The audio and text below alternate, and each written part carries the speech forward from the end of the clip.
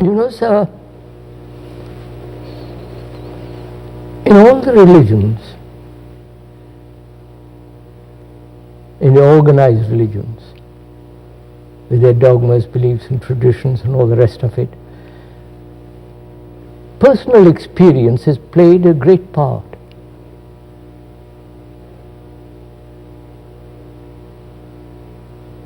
The person has become extraordinarily important.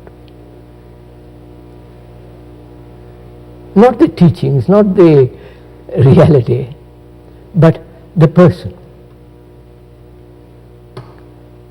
And most people seek personal experiences.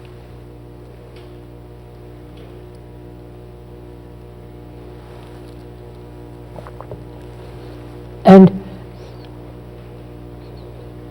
if it is a personal experience of a person, then it has very little validity.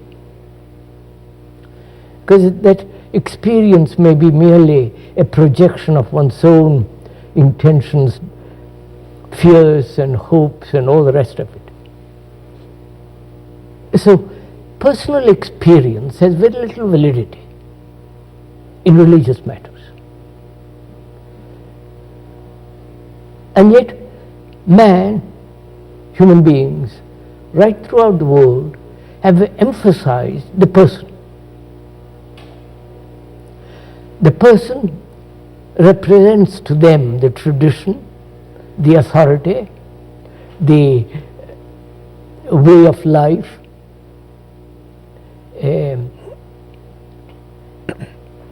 through him they hope to attain or reach enlightenment or heaven or all the rest. Personal experience has really no value at all where truth is concerned.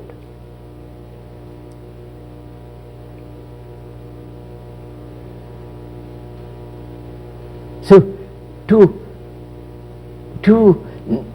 negate personal experience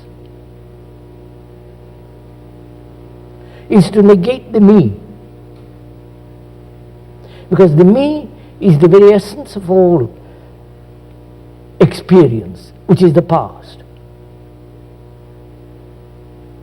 And when the religious people go on missions or come over to this country from India and so on, they're really doing propaganda, and a propaganda has no value with regard to them, because then it becomes a lie. So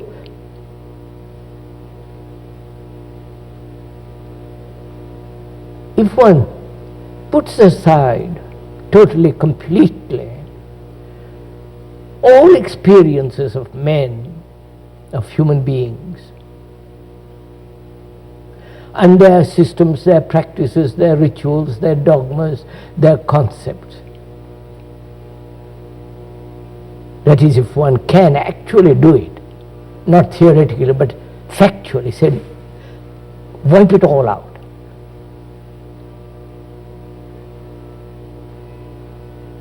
Then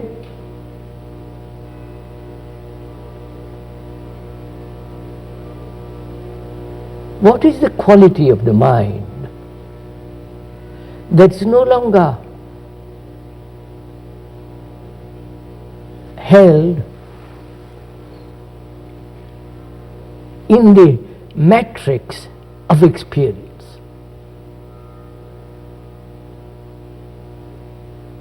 Because truth isn't something you experience.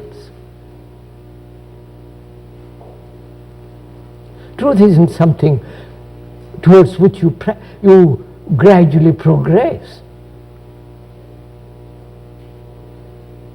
It isn't that through infinite days of practice, sacrifice, control, discipline, come to it. If you do, then it's personal experience. And when there is that personal experience, then there is the division between the me, the person, and the thing which you experience. Though you may try to identify yourself with that experience, with that thing, there is still this division.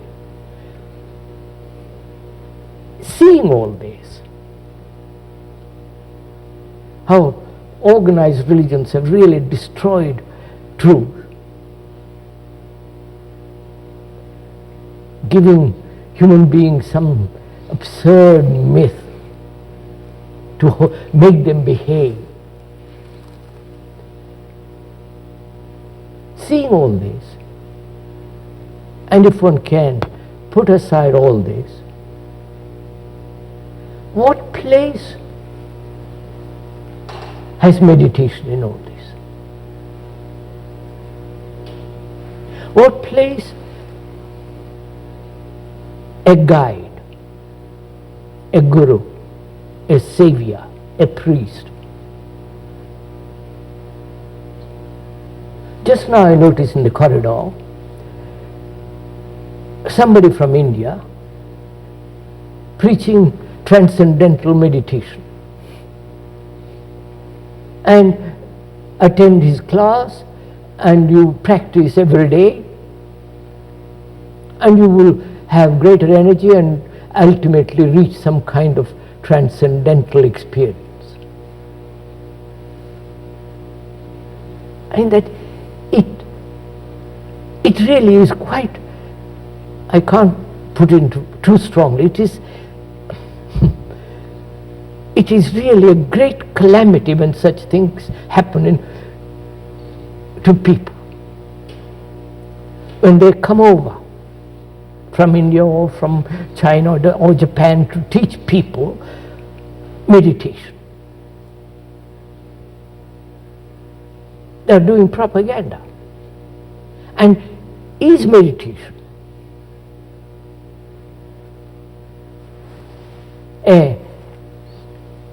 a thing that you practice daily, which means practice means conforming to a pattern, imitating,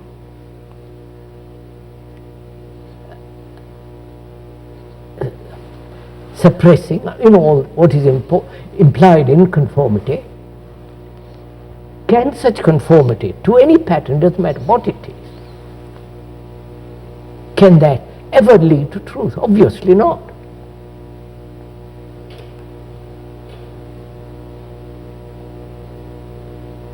Then what is meditation? If practicing a system,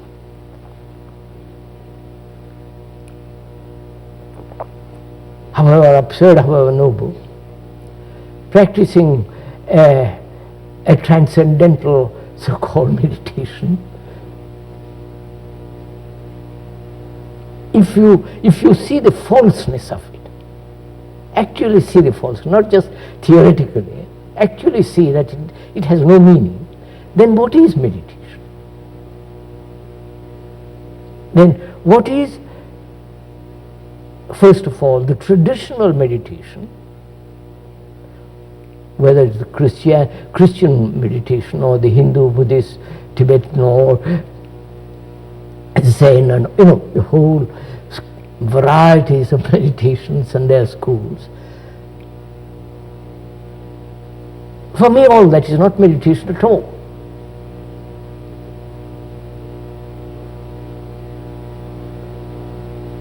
Then what is meditation? Perhaps we could discuss that, could we? Yes, I think so.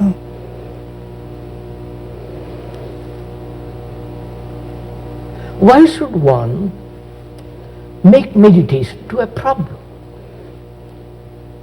We have got enough problems, human beings, both physically and psychologically. Why add another problem about meditation? You follow what I mean? Why give a human being one extra problem when he's got 1,000 problems? So, is meditation a way of escaping from his problems and avoiding what actually is. And therefore it's no meditation at all. Or is meditation the understanding of the problem of living?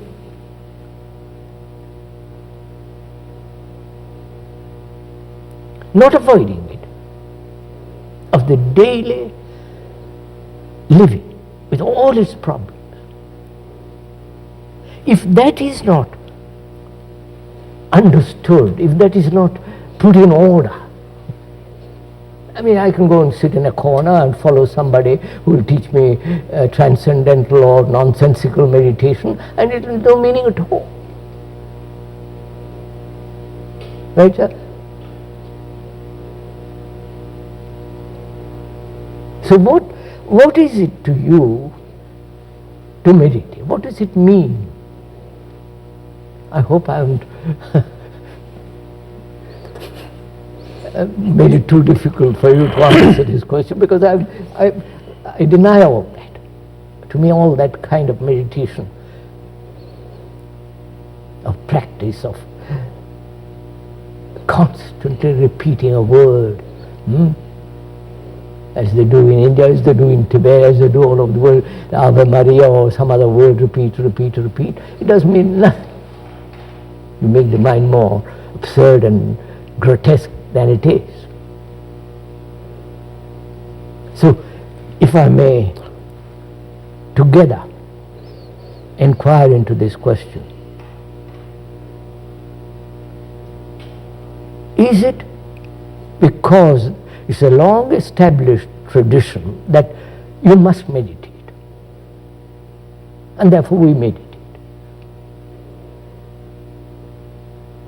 I mean, a Brahmin boy, when I was a small boy, I vaguely remember being a Brahmin, you went through a certain ceremony. At that time, you are told to sit quiet, close your eyes, meditate, think about it. The whole thing was set going.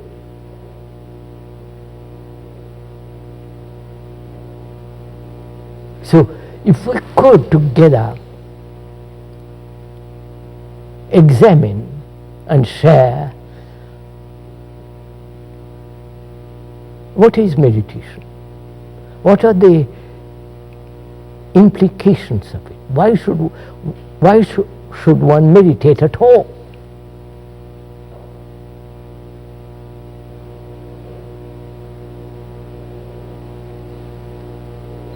If it is a problem, you follow what I mean? If you make meditation to another problem, then for God's sake avoid it. You follow what I mean? Because human beings have 1,000 problems. Why add another one more to it? So, could we together, sharing, go into this? Seeing the traditional approach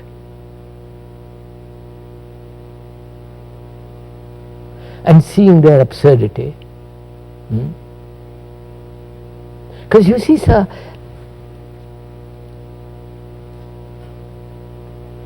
unless man, human being, becomes a light to himself, nothing matters.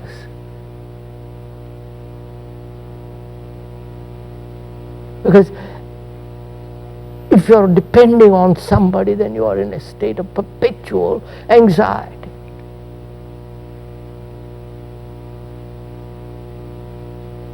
So, could we examine this traditionally? First, why should one meditate?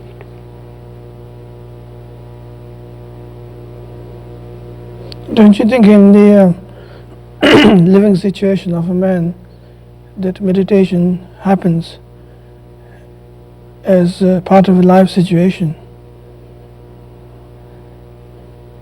So, a human being has innumerable problems, right? He must solve those first, mustn't he? That is he must bring order in the house. In the house in which he lives. Which is the house, which is the me. My thoughts, my feelings, my anxieties, my guilt, my sorrow, I must bring order there. Without that order, how can I proceed further? Well, the problem is that if you try to solve the problem, if you look for order, then you're doesn't seem to be looking for further chaos. No, I'm not looking for order. I am inquiring that there is disorder. That's right, yes. And I want to know why there is disorder. I'm not wanting to find order. Then I have all the gurus and all the gang coming. I don't want order. I only want to find out why in one's life there is such chaos and disorder.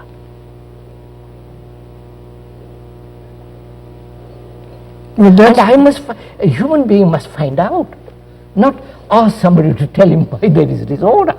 Well, you can't find out intellectually. Intellect is part of the whole structure. You can't deny the intellect.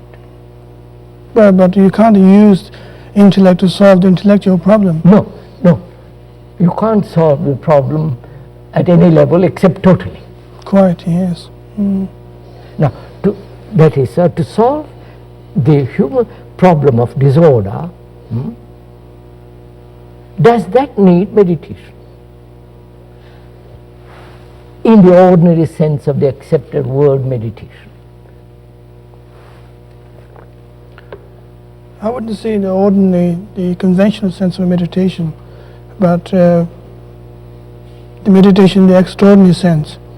What do you mean by that, if I may ask? Extraordinary sense of meditation is trying to see the disorder as a part of the direction. To see disorder? To see disorder as order, if you like to call it. No. Or to see the disorder as order. No, to see disorder. Well, if you see the disorder, then it becomes order. First I must see. But to see it clearly. So that depends then how you observe disorder. Not how to solve it. Of course not. Because if you try to solve it, you solve it according to a pattern set. Set pattern. Which is the outcome of your disorder. That's right. Which is the opposite of disorder. So if you try to solve the disorder, it is always according to a preconceived idea of order. Whether it is Christian order, Hindu order, whatever order. Socialist order, communist order. Whereas if you observed entirely what is disorder,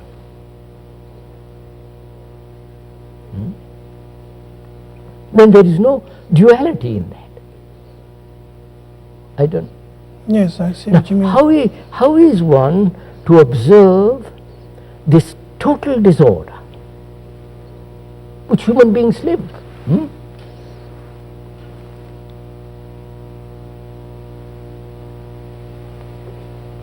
The disorder that when you see a television, the commercials, the hectic violence, the absurdities, the human existence is a total disorder. Killing, violence, and at the same time talking about peace.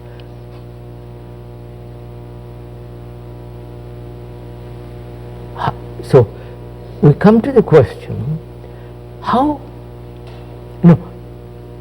in what is observation of disorder?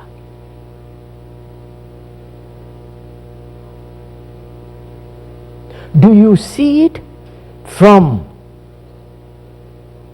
the me as separate and the thing which is disorder? Well, that's already disorder. Isn't it? So, do I look at disorder with the eyes of my prejudices, my opinions, my conclusions, my concepts, the propaganda of 1,000 years. You follow? Which is the me. So do I look at disorder without the me? And is that possible? So that is meditation. You follow, sir? Not all the rubbish they talk about.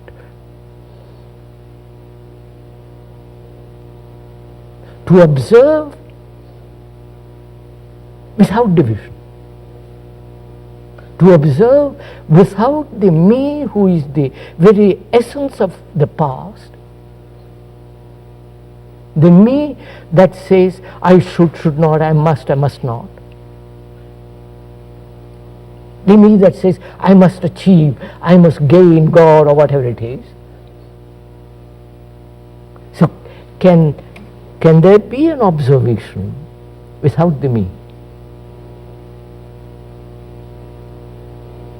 You see, if that question is put to an orthodox meditator, you would say it can't, because the me is there. So I must get rid of the me. So to get rid of the me is I must practice, which means I'm emphasizing the me.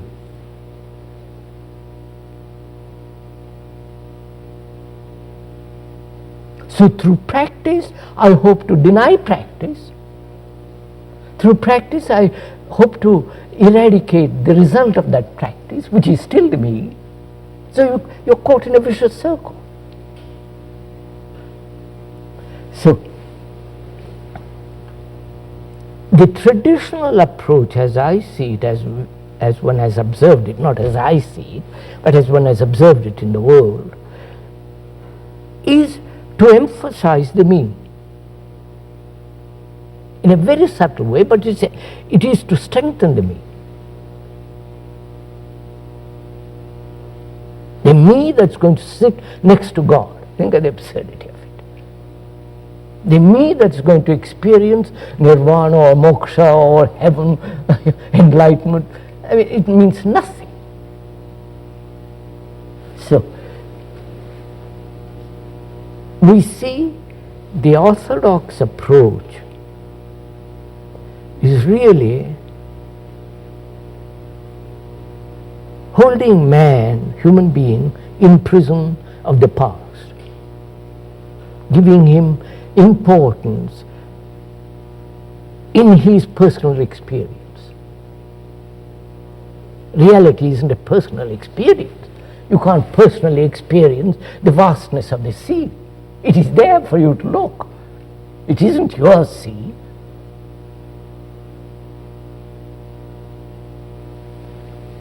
So if you put that aside, then the question arises, is it ever possible to see without the me?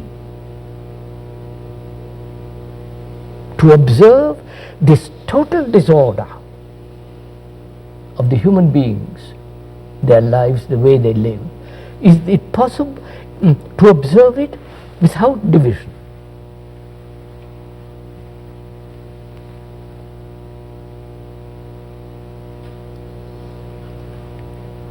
Because division implies conflict, like India and Pakistan, like China and America, like Russia and all that. Division politically breeds chaos. Psychologically, division breeds endless conflict, inwardly, outwardly. Now, to end this conflict is to observe without the me. I wouldn't even say observe. To observe what is. Well, when you observe, then you are judging, questioning. No, that's what when you observe, you can observe through criticism, through evaluation. But a total observation. Yeah. That's partial. That's But right. to observe totally, in that there is no evaluation at all. There's no observer either. Therefore, what is meditation then? That is meditation. That is meditation. So, in observing disorder, which is essentially meditation, out in that observation there is order. Not the order which the intellect creates. So meditation is not a personal search for personal experience, right? Meditation is not the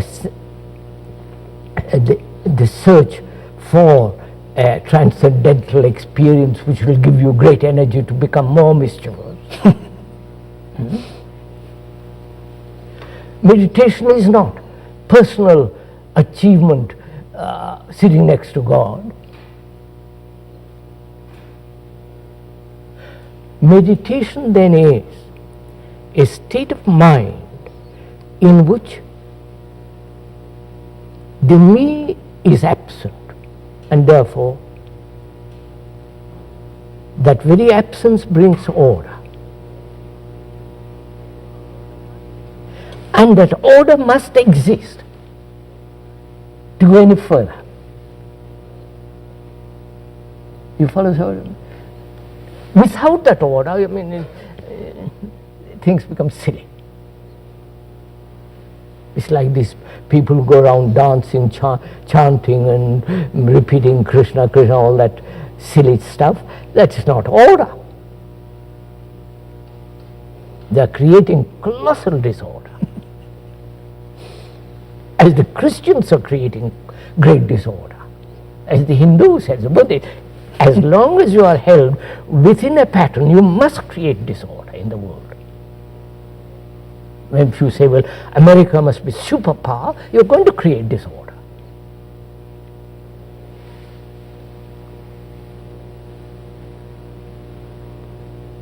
So the next question, sir, from that arises, which is it is necessary to inquire, can the mind observe without time, without memory, which is the material of the mind? Memory and time is the material of the mind.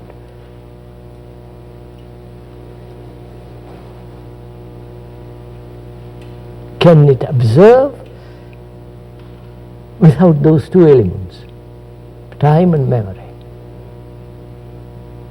Because if it observes with memory, the memory is the center, the me, right? And time is the me also. Time is being the evolution of the brain cells as evolving, becoming all the rest. So can the mind observe without memory and time? Which is only possible when the mind is completely still.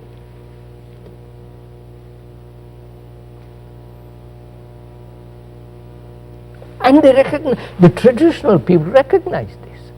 So they say, we must practice in order to be silent.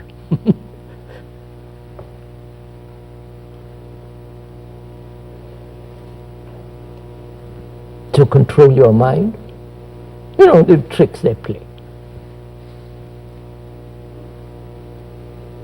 I don't see any particular importance in the making emphasis on the stillness of the mind, particularly true, because if one is able to see the non-dualistic way of looking at situations, then you have a further energy to flow out, rather than you trying can to create only a have stillness. further energy to flow, greater energy, when the mind is quiet, obviously. But the making emphasis on the stillness is... No. We said to observe disorder, the me with its memories, with its structure of time must not be. then in that quality there is a quietness of the mind which observes. That stillness is not an acquired, practiced thing. It comes naturally when you have order.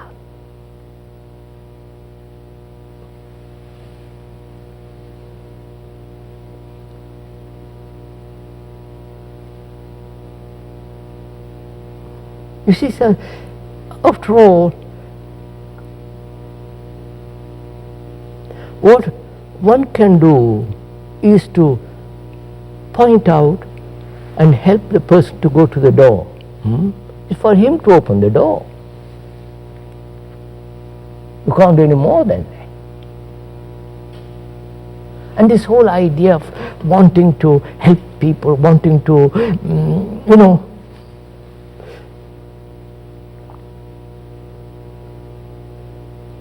you become a do-gooder. And a do-gooder is not a religious man at all.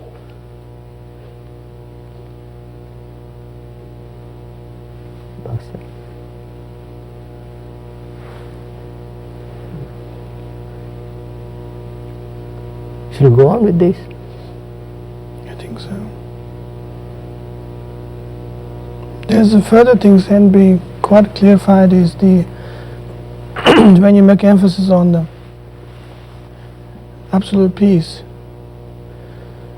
I said, sir, complete order is complete quietness of the mind. Quietness of the mind is the most active mind. That's what I want you to say. It is the most dynamic thing. It isn't just a dead thing. Well, people could misunderstand. Because they are only used to practice which will help them to become, that is death. But a mind that has gone, inquired into all this way, becomes extraordinarily active and therefore quiet. That's what I mean, yes. It's like a great dynamo. The greater the speed, the most vitality.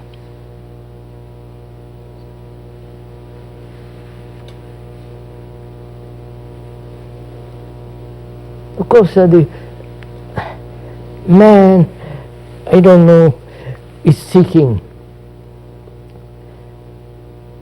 more energy. He wants more energy to go to the moon, to go and live under the sea. You follow, he's striving to have more and more and more. And I think this search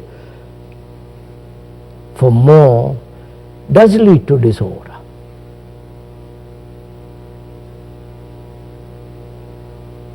Consumer society is a disorderly society. You see, the other day I saw in some place a paper tissue, Kleenex, which is all beautifully decorated.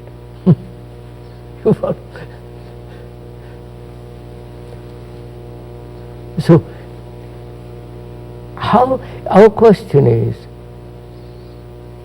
does the observation of disorder bring order? That's really a very important point, because for us, for most people, effort is demanded in bringing about order. Because human beings are used to effort, struggle, fight, suppress, force oneself. Now, all that has led to disorder, socially, outwardly and inwardly. Right? And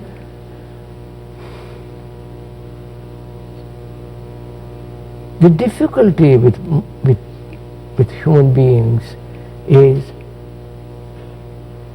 that they've never observed They have never observed a tree, a bird, without division.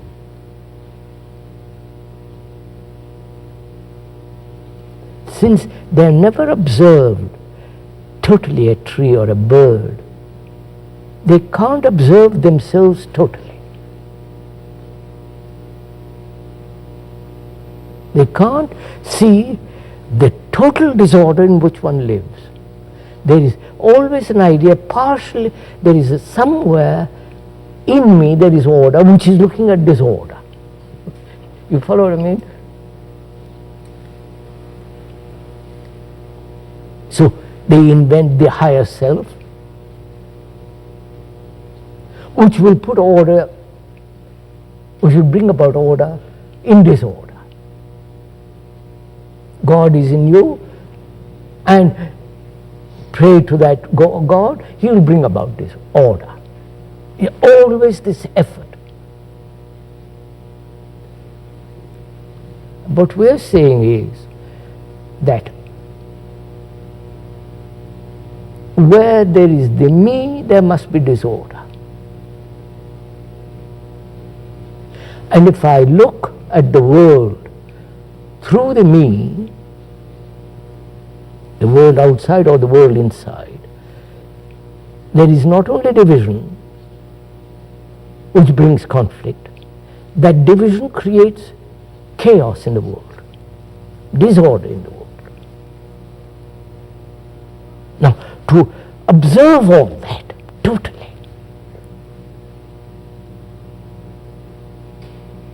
in which there is no division, this observation is meditation. For that you don't have to practice.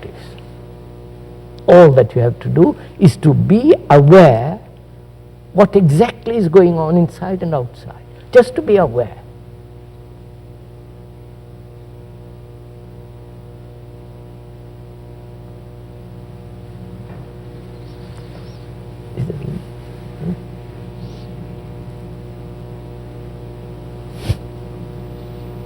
Is that enough? It's enough, isn't it? I think we have That's enough, isn't it?